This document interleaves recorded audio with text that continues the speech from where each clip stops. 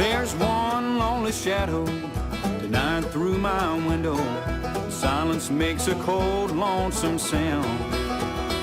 I'm thinking, I'm drinking, I'm sinking so low, just like that old sun going down.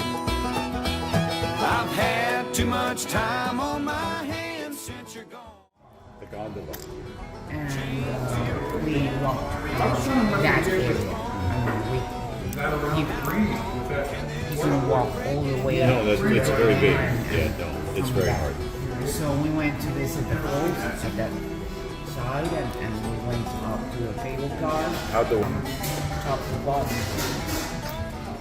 It seems like somebody dumped a full load of garbage in the middle. it piles up there? Plastic bottles.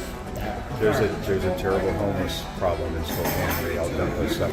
What do you want me to- Tell me, what is this? That looks like prime rib to me. Prime rib, right? Prime rib. Okay, with Baked potato. potato, a side of sour cream and butter, and au jus with our mixed vegetables. Okay, that's what I want to have.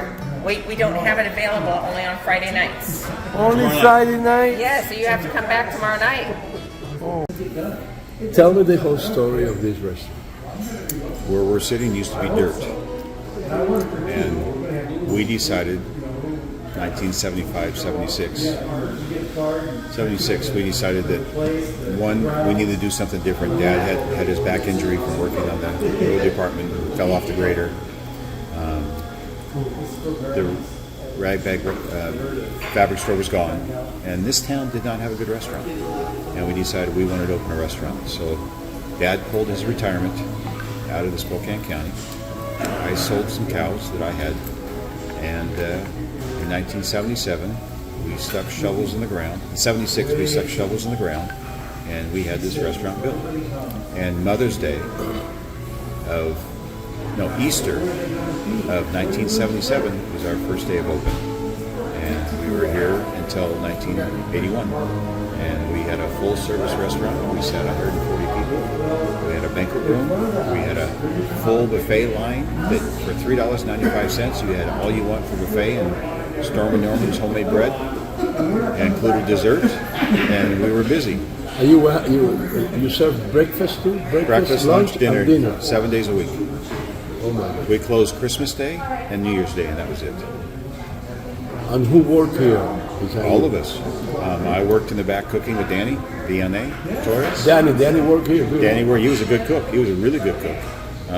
And 250 kids in Deer Park worked for us over a 6-year period of time. Almost everybody that worked here were kids. Okay. But it was a successful business. It was, and then some things happened. What happened? First, the economy had a bad recession. Interest rates went to 19%. And then the logging industry was shut down because of the spotted owl and some other things, and that took a lot of business away from Spokane County. But the two things that hurt us the worst was the fact you could not get gas. And we'd walk out the parking lot, and we were the place to drive to from Spokane to have a nice dinner. And all of a sudden, when you can't get gas, you don't come here. And you also don't go to Loon Lake, Deer Lake, Saskatchewan, Diamond, all the lakes. We are the gateway to like 30 lakes. And when you can't get gas, you don't go boating, you don't go fishing, you don't go driving. And for how long you couldn't get gas? Oh, it was probably a year and a half, 2 years. Then in 1980, on May 18th, a little mountain named St. Helens blew up, and 13 inches of ash landed here. We had 13 inches of ash in our building, and we had smoke eaters in here that were designed. At that time, there was no separate smoking section, and they took all the air straight up and cleaned it out from the smoke. Well, the ash got into the building because the State Patrol made us stay open because we were so close to the highway. There's people that slept here overnight because they couldn't drive because it turned black here. The skies turned black from Mount St. Helens. You can do some history on Mount St. Helens here. And the ash is glass. And it got into all of our compressors, and it burned all of our compressors up, and all of our equipment had to be repaired and fixed. And because we were more than 75 miles away from St. Helens, it considered it not in the blast zone, so none of our insurance would cover it. Oh my goodness. So we had to eat that. And then after that, because of the gas problem, unemployment was almost 25% in Spokane County. And we had a man who'd been in our restaurant 3 times, who owned a building in Tacoma, and said, I want you to build your restaurant in Tacoma. So after a long decision, in March of 81, we closed down, took everything that was in the building, put it on 2 semis, and we went to Tacoma. And we opened the Breadboard Burger Bar, and we opened the Baker's Dozen. And both were very successful. And then in 1987, through a corporate takeover, we lost everything. And that was another educational process. But the bank took this. No. And why do you lose the house and grandpa house? In 1987, the corporate takeover. That's why. We lost everything. We were taken over by a man who owned a bank. So a bank didn't take us. An individual named Jan Brecke, who was co-signed a loan for us to do the tenant improvement for $60,000. His bank called our loan, and because the loan was only 9 months old, we couldn't refinance. And in essence, he was able to legally take our business, a corporate takeover, and we just had to walk away. And in that process, we had to go bankrupt.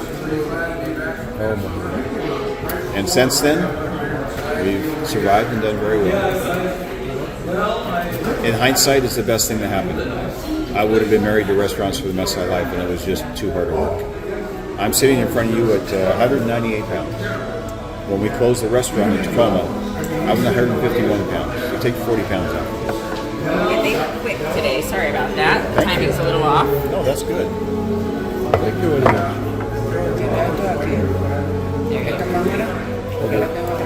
Okay. Anything else here? Probably a couple extra So now. far, so good. Extra napkins. Here's the messy one. You. All right.